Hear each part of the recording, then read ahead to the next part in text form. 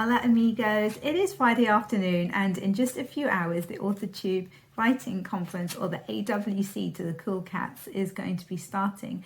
I'm going to be presenting there and it is the first time that I have ever spoken at any sort of conference whatsoever. I am very, very nervous and I still haven't sorted out my presentation. So I just thought I would take you guys along with me for a little bit of accountability, if nothing else. So let's get into this.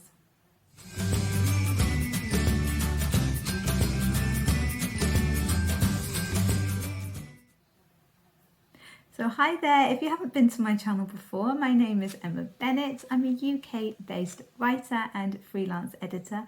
I write contemporary romance and the occasional children's picture book, and we have a lot of fun over on this channel as I kind of take you along on my author journey and provide lots of writing tips and tricks, book recommendations, live writing sprints, all kinds of stuff. So if you are not subscribed, please consider doing so. It would be lovely for you to stick around. So I have known what I was going to be speaking about at the AuthorTube Writing Conference, I feel, for a very long time. It was months ago that I put in my application and then I waited a little while and it was accepted. Great. So it has not come as a huge surprise that I need to present a video about perfecting your author brand. And yet I haven't done it. I'm blaming it on the nerves. I really am blaming it on the nerves. Superb procrastination going on here, absolutely. I know the topic. I know what I kind of want to say. The main problem is how to present it. That is what I'm concerned about. So what I thought I would do, I've got a few hours until the opening ceremony of the conference, which I have been invited to, which is really, really lovely. So I thought that I would use this time to finalize what I'm actually going to say during my presentation. And then after the opening ceremony, I am going to take some time to work out exactly how I'm going to present it, because there are a few options. So I needed to provide the thumbnail to my talk and also the link to it on YouTube.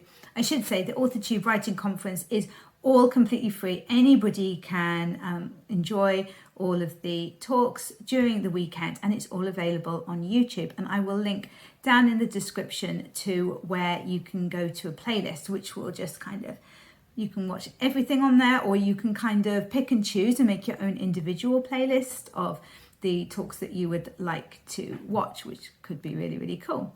So yeah, anyway, so that's what I needed to provide. So the link's already with the organisers, the wonderful SD Houston and Margaret Pennard.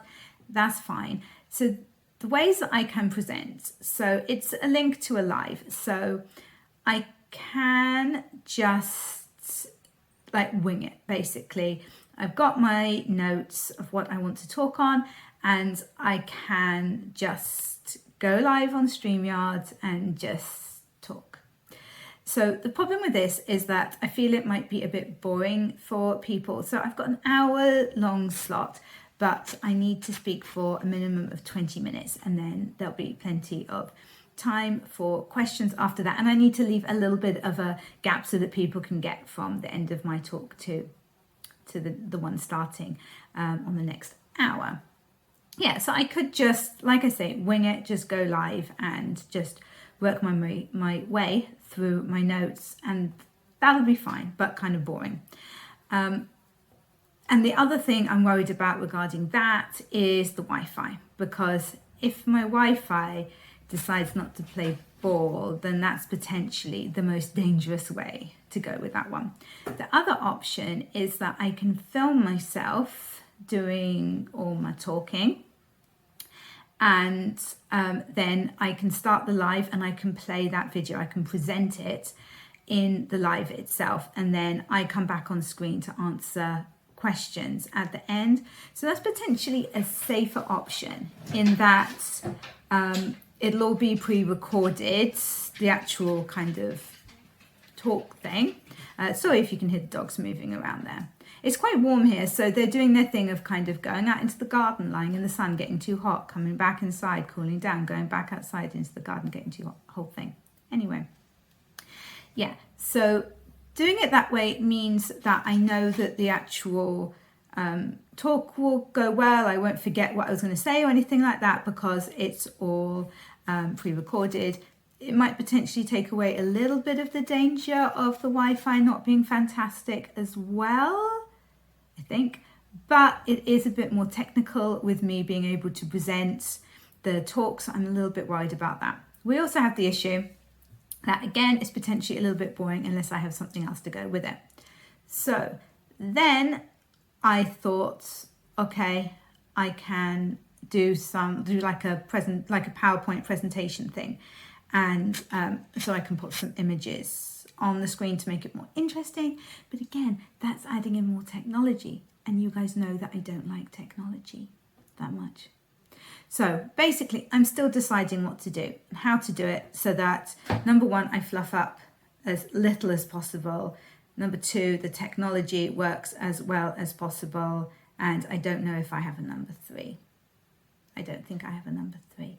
Anyway, so I'm going to get to work for a little while and then I am going to do this opening ceremony thing, which should be really, really cool.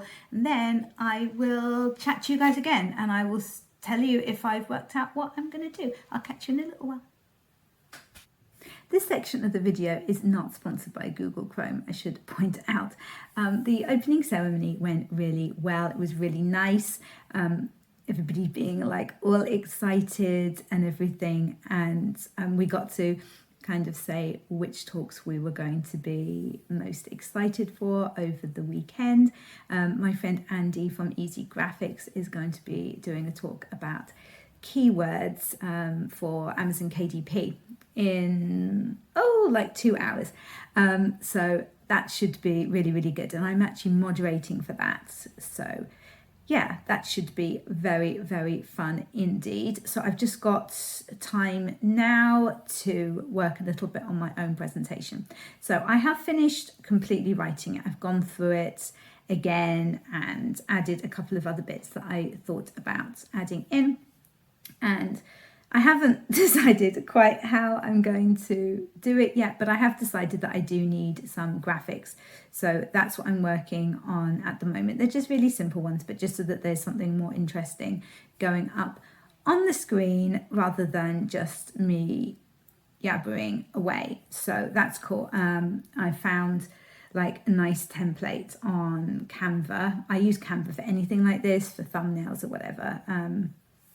So yeah, I'm just getting those sorted. I found some really good examples of branding on books because I was wanting to talk about how you as a brand, you kind of ideally need to match the genre of your book, if that makes sense, like on social media at least.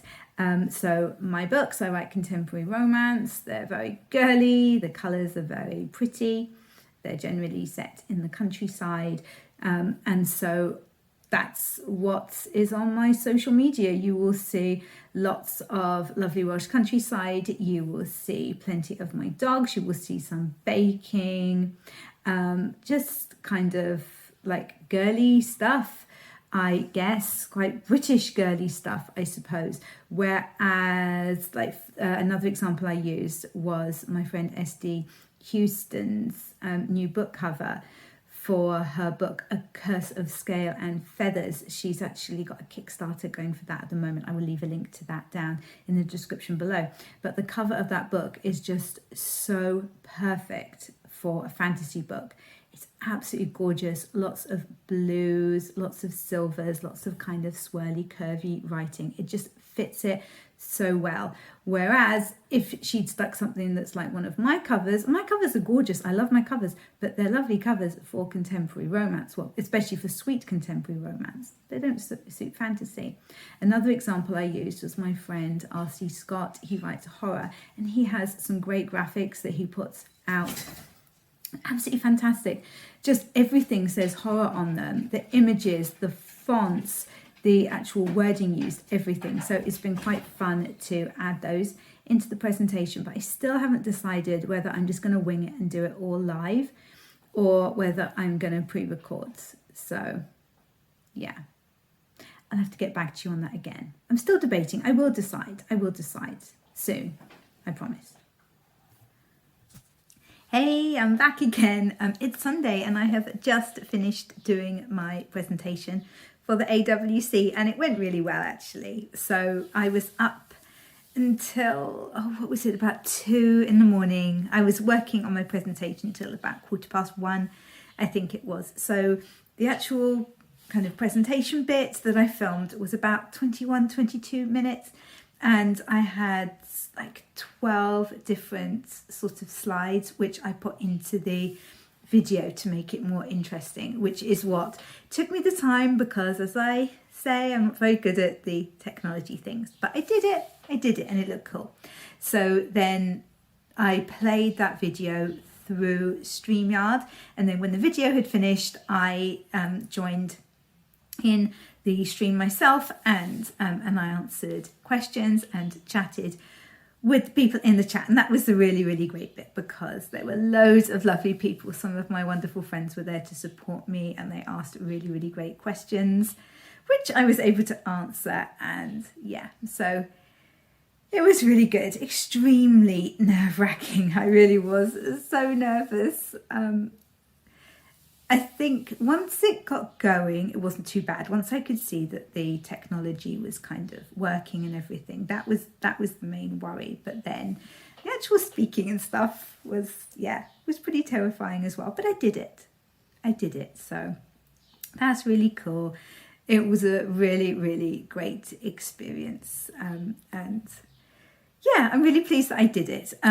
As I said earlier in the video, I think the down in the description below, the links to not only my session, but everybody's sessions are down there in a playlist. So you can either just watch the whole of the playlist or you can kind of make your own playlist by picking and choosing some of the people that you would like to hear and the topics that interest you.